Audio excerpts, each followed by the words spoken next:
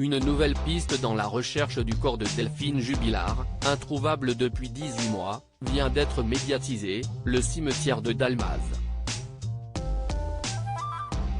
En effet, après les propos d'une amie de l'infirmière disparue dans un article de Libération, les projecteurs sont braqués sur ce lieu dans lequel la victime aurait pu être cachée. Un lieu qui est particulièrement compliqué à fouiller.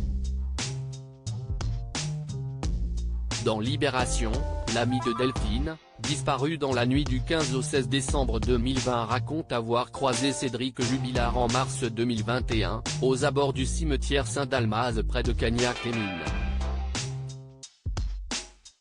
Son entrevue avec celui qui sera ensuite incarcéré et mis en détention provisoire pour homicide par conjoint lui explique bien connaître les tombes. Il y a une tombe pour laquelle il me demande de l'aider à ouvrir. Il a ouvert le tiroir d'une tombe et s'est mis à rire, et il a dit « Putain, merci, maintenant il y a tes empreintes avec les miennes », et il rigole. Depuis ce jour, elle continue de chercher à Dalmaz. Dans le reportage de la Dépêche du Midi sur les fouilles citoyennes organisées régulièrement pour retrouver une trace de Delphine, Eric, archéologue à Béziers, s'intéresse aussi beaucoup à ce cimetière. Il a notamment cartographié l'intégralité des tombes du cimetière Saint-Dalmaz, qui intéresse beaucoup les enquêteurs.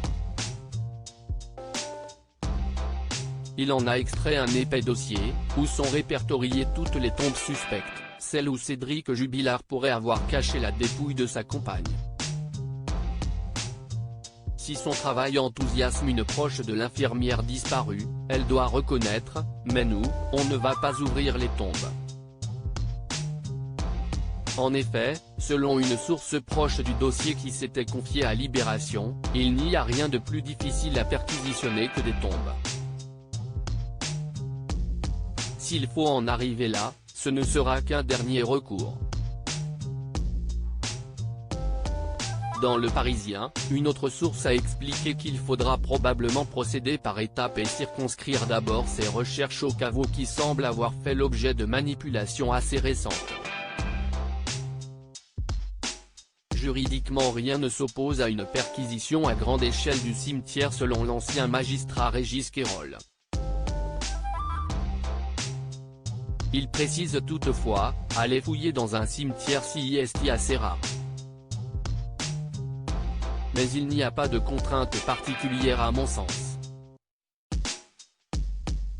Il faut prendre des précautions. Cédric Jubilard reste présumé innocent des faits qui lui sont reprochés jusqu'au jugement définitif de cette affaire.